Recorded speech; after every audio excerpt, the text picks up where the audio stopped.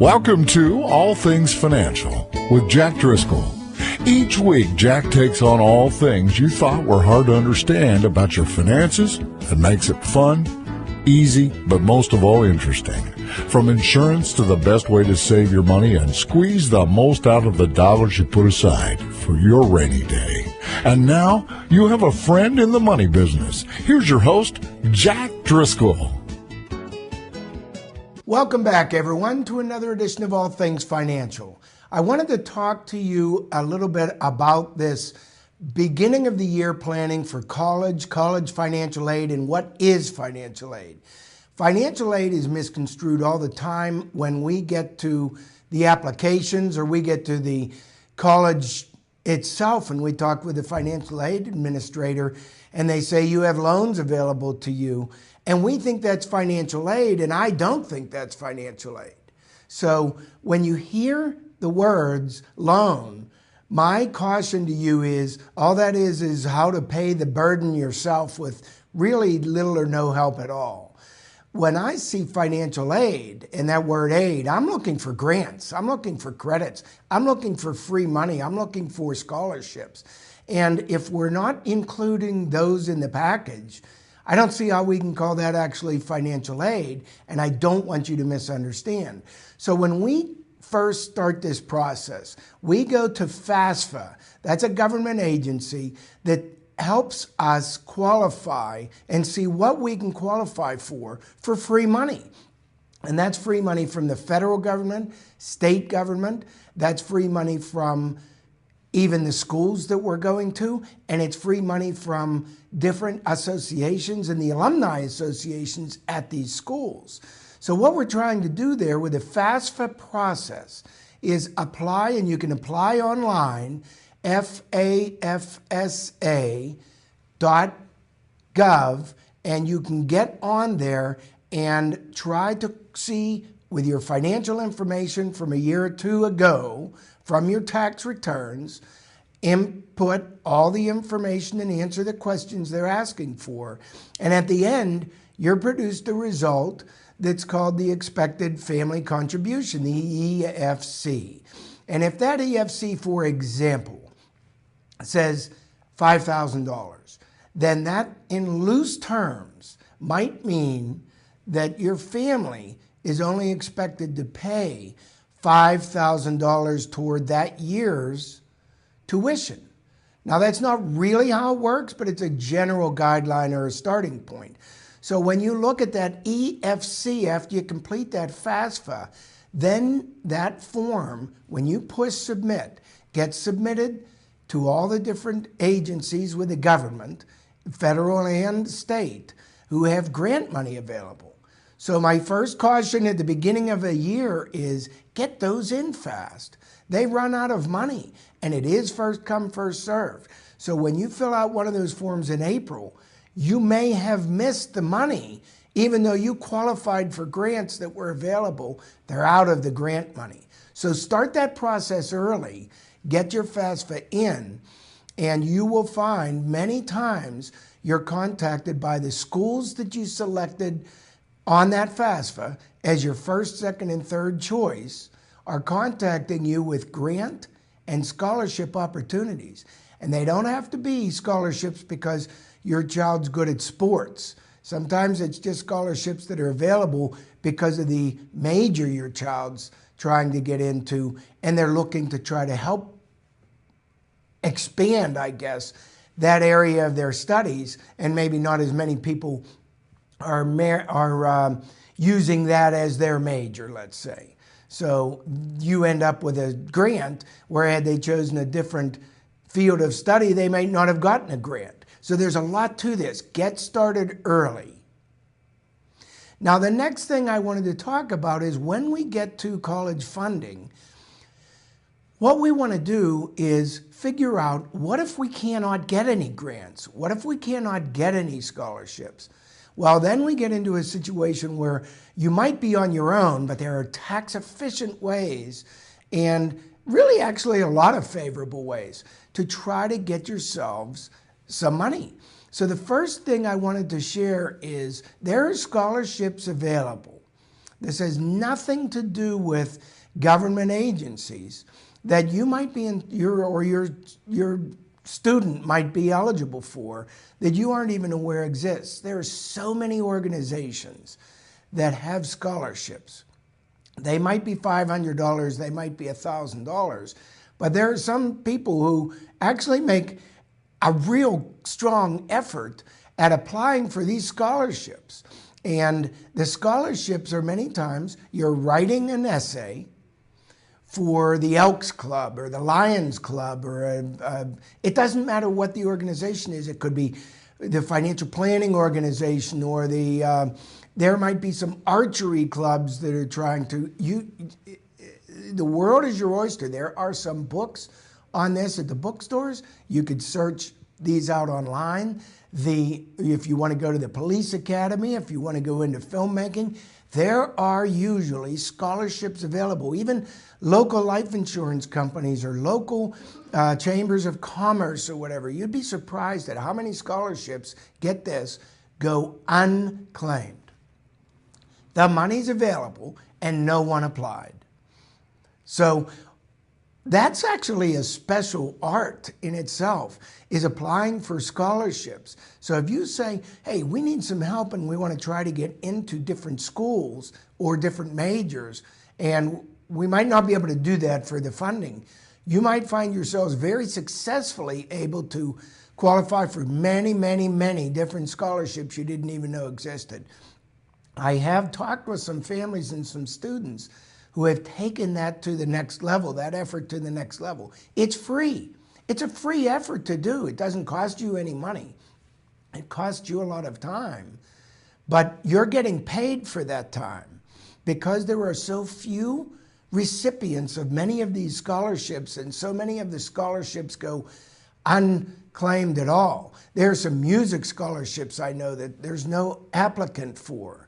And year after year, the board is, of these foundations, sometimes they're charitable foundations, that are trying to promote, let's say, trumpet players. You would never dream going to school that there's actually free money. There are people that want to help you get into the field of study that you're trying to get into. They're trying to help you, and the job is connect the both of you. So please get after those scholarships. It's free effort to go to do, and it's free money for you to help you with school. All right, the next stage is when we get to the point where we know there are government programs, when we do in financial planning and college planning, called the 529 plan. The 529 plan is getting to be very popular. The new tax law actually expanded the benefits of the 529 plan. So let me explain basically what it is. A 529 plan is a plan that anybody can open and fund with money, maybe Christmas money or birthday money, or maybe people just, parents or grandparents or friends and family want to contribute to help a student be able to go to college when they get to college age. A 529 plan is not limited anymore just to college. So it's any higher education. You need to look at the definitions and see if it will apply to you too. But when we get to the 529 plan, what's the difference with that, your question might be, versus just saving for college on your own? What's the difference? It's still all money. Here's one of the major differences. When you contribute to when anybody contributes to a 529 plan, whatever they contribute in there, it's not tax deductible. There's no immediate tax benefit. So that's not where the benefit is. The benefit is over all the years that 529 plan is invested, whether it's mutual funds or however it's structured, the gains, any gains or growth or interest or income inside that 529 plan grow, but they're not taxed currently. So they grow tax deferred. And as long as all the growth in that 529 plan is kept in there until the child or student who's named on that 529 plan, on whose behalf that 529 plan is opened, until they go to school, if they begin drawing funds, the parents begin drawing funds out of there to pay directly for the education expenses that qualify, then all of the gains inside that plan, all of the taxes on those gains are forgiven, they're waived. It's tax-free. So you pay no tax on all the gains. The alternative is maybe you could put your money in the same types of holdings that the 529 plan had, simulate the same exact growth pattern, but your parents or whoever is the custodian on the plan, or the student, if it gets to that point, would end up paying taxes year after year after year on the gains. And of course, that might have the effect of reducing the account value, where being tax-free the whole way through, tax deferred, and then finally tax-free when you pull it out and pay college, you keep all the money, and it goes directly to education. So that's one of the government's way of helping subsidize college education that is or is not being maximized. So that's another area, this 529 plan, why it's so popular and what it does. The 529 plan is easy to apply for. You do not need in your own state in most cases. So what you want to look for is when you look up 529 plans, contact an investment professional, ask them what 529 plans are available. Usually 529 plans in all 50 states apply for any state that your student goes to college. So it does not have to be a Pennsylvania plan for Pennsylvania college. Now, what you will want to check, though, is if there are any state benefits, tax benefits, if you're in the 529 plan with the actual state that you are intending to go to school for. So don't miss that. Don't omit that. You will want to check, does our state give any benefits to have our own state 529 plans? Otherwise, like even tax deductibility, but otherwise, it's a wide open field and you can choose where you want. Now, another area in this college planning, when we talk about college planning, financial planning, we get into areas where we try to use all these sophisticated programs sometimes, like the FAFSA and the scholarships and the 529 plans, but I want to share with you something else. In today's tax code, we don't know whether this will last, but it's in the new code that just got passed. We have an opportunity to maybe create funds that will be tax-free growth. So I wanted to share that with you a little bit because we have tax benefits now when we're not in any types of programs. One is on the income tax return, and the other is just for the sake of the way our income taxes fall. Here's what I mean. When you set money aside, and I'm talking to you parents right now, when you begin setting money aside, earmarked for your child's education, you have choices. Do we do these are the questions I asked. I'm asked, should we do the 529 plan? Should we do this? Should we do that? And I say yes to everything. But I also say, don't ignore this. If you, as parents, are in the 15% ordinary income tax bracket, you're in the 15% tax bracket. That's very common. A majority of people might be in the 15% tax bracket. The new tax brackets that are applying under the new tax code will do new calculations to see where this fits.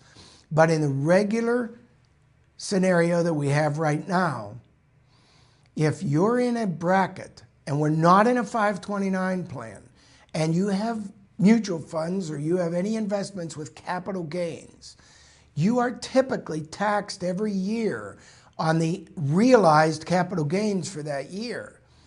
But the rules say if you're in the 15% tax bracket, there's a special tax rate on capital gains and qualified dividends for that matter, which are long-term dividends, and long-term capital gains. Any assets you've held for longer than 1 year, and then those assets get sold, are taxed at a long-term capital gains tax rate of 0.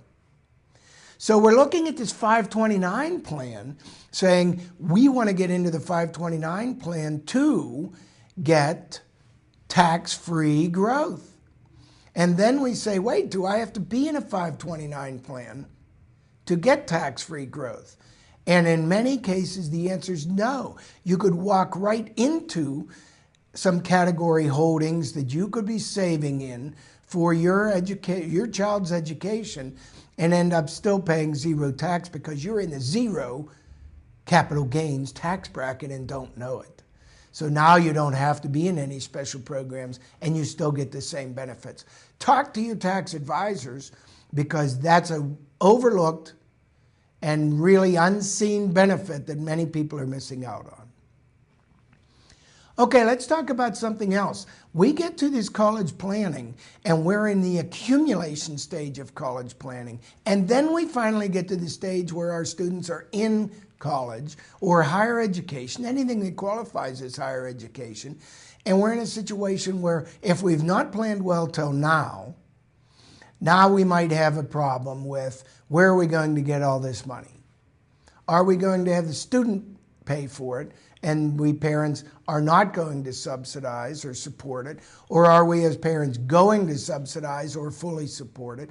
And where are we going to get the money? So people will go to their home mortgage. People will go to their any assets or any accounts they have. Sometimes they'll tap their IRAs and force taxability. I mean, that's the big question. What do we do if there's no help elsewhere?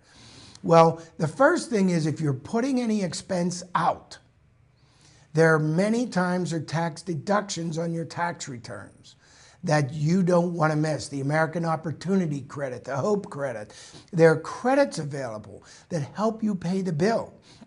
So you show your expenses that qualify, your tuition and your books and things like that. And I do get into this in detail in other shows, but those basic benefits, and you show that on your tax return, and there might be a benefit, an actual credit of $1,000 or $2,000 that helps you pay your taxes on your other income, which basically means those expenses are now helping you get some of your other income tax-free. Not having to pay any tax on that other income is helping subsidize some of this college education. There's another area that people sometimes go, and we look, now it all ties together.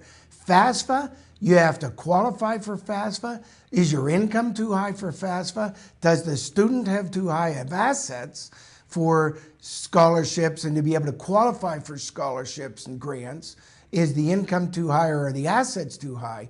And then we get to, does the 529 plan count, right? So we have, our income might be too high, our assets might be too high, the student might have too much money, we don't qualify for anything.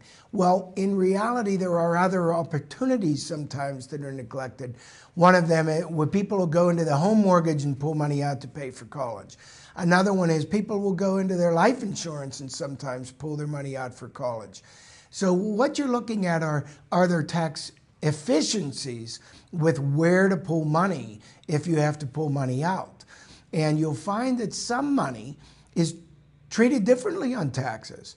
So when you take a loan on your mortgage, you're incurring a debt. When you take a loan on your life insurance, or you're putting, many times a situation where you have excess cash value on your life insurance, when you pull that out, that loan is not taxable. So it doesn't show up on the FAFSA, and that might be a benefit. The home mortgage doesn't show up on the FAFSA either, but there's a difference. The life insurance, typically, you need to do an in-force policy analysis to see, does your life insurance have excess cash value in it? That if you pull money out by loan, does it never have to be repaid? Is there enough cash value remaining that that policy will support itself for life and not be in any jeopardy at all? So you have to do an in-force policy illustration. It's advanced, it's technical, but there are opportunities where you could pull money out of there, never have to have it repaid, and it won't disqualify you from the FAFSA. So it sounds like it might be a dangerous thing to do, and it might be a dangerous thing to do. Or it sounds like it might be a wonderful thing to do, and it might be a wonderful thing to do. It might totally be free money available because you had the foresight to get the whole life insurance or universal life insurance that you needed to protect your family, and it's actually overfunded and has some excess cash that you might be able to take advantage of on a tax-favored opportunity. So that's another area. When I look at all of the financial planning for college, that's definitely another area where I'm usually looking. Now, when we get back to this college financial aid, now we're looking at help from parents. Sometimes we have a newborn. That's the time when many people start thinking about college. Every time there's a newborn, everybody in the family wants to help. They want to contribute. Christmas and birthdays, and they get in there and they say, the parents usually say, we want to set up a fund for our child to be able to go to college. So we get back to this 529 plan. We're always in this 529 plan, it seems. And parents and grandparents alike start contributing or wanting to contribute to this 529 plan. So here's the nice thing. A lot of parents, grandparents, nieces, nephews, brothers and sisters are able to contribute. And those things grow fast. If you make it well known, of course, to your family, hey, we've set up a 529 plan. Everybody doesn't have to give the money to you as the parent. You could tell them, here's the company, here's the account number, and you can send in checks, $25 as a deposit into the 529 plan as a gift. And those things grow fast. We have accounts that you'll see that the earnings are some portion of the growth, but the contributions, because you're telling your family about it, are really trying to help you along the way. They're not, again, as I say, tax deductible, but I've seen grandparents take it to the next level.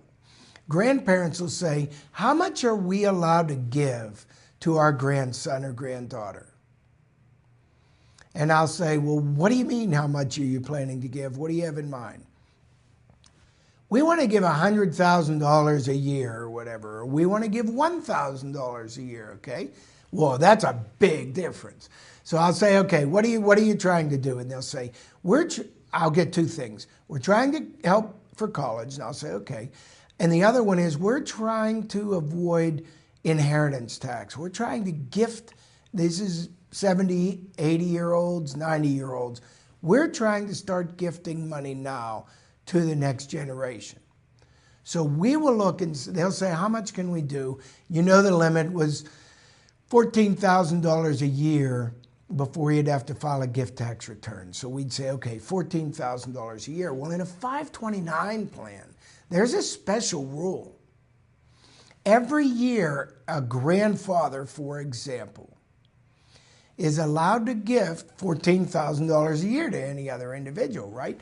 But we're allowed to leverage that, and that's going to $15,000, by the way. We're allowed to leverage that. What do I mean by leverage that? If we're putting into a 529 plan, we're allowed to accelerate contributions for the next 5 years, all in this year. So a grandparent says at the $14,000 level and now at the $15,000 level, we look at this and we say, you could put $75,000 in right now this year, and it qualifies for your next 5 years of $15,000 a year maximum annual contribution that you could do without having to file any gift tax return. And they say, was that taxable to who I give it to? No. So you can accelerate 5 years. And what the grandparents sometimes say is, I want to shift assets out of my estate so that they're not taxed on them if I pass away, for especially Pennsylvania inheritance tax, let's say, which would be 4.5% rate that they're saving. And then you go to grandma. So you got grandpa taken care of. He says, hey, how about my wife? How about grandma? Can she do the same thing to the same child? Yes.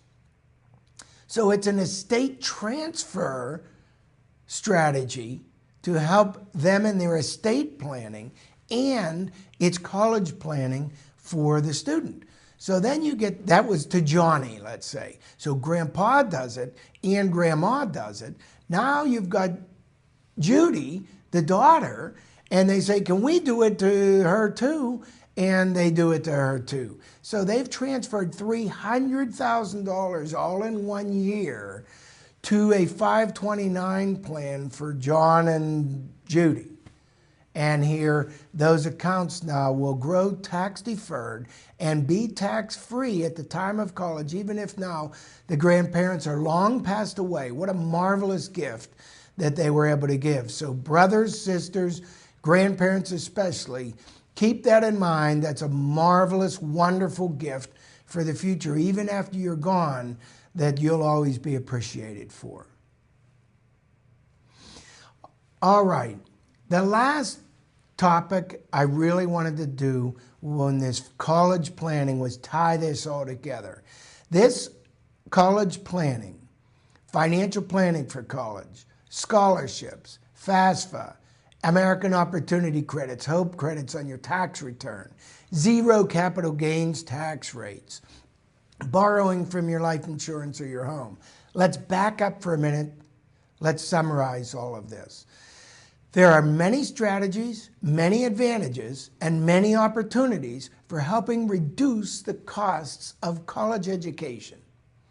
If you study this in advance or get to a professional who knows how to do all of these different areas and coordinate all of these different areas together to maximize the limited resources we all have and make the most of them, you will find in many cases your child is able to afford to go to a school you never dreamt you could afford.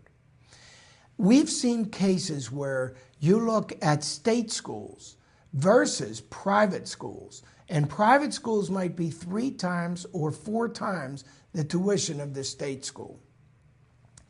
We've seen situations where the private school, even though their listed tuition is 3 to 4 times more than the state school, that same private school has so much private funding, alumni associations, scholarships, and grants available, that your student, your child, looking at the two, the state schools, let's say, versus the private institutions that are so expensive, might actually be less money out of pocket because of all that support and subsidies that are available, scholarships and grants, that they're making available for your student to go to school. And that doesn't only mean the best grades. I've seen volleyball scholarships with an average grade. I saw a daughter get a full ride 4 years at a private school just because of the sport that she was good at playing. And that's what they were looking for. They didn't have that many players. So you need to consolidate all of your resources, get to a professional that can help you with this, and I believe that you will find many opportunities, many stones that are unturned right now that can help you reduce those expenses so much and give your student the opportunity of a lifetime with an education you thought you couldn't afford. All right, folks, I appreciate you all tuning in to another edition of All Things Financial. We'll be back again next week.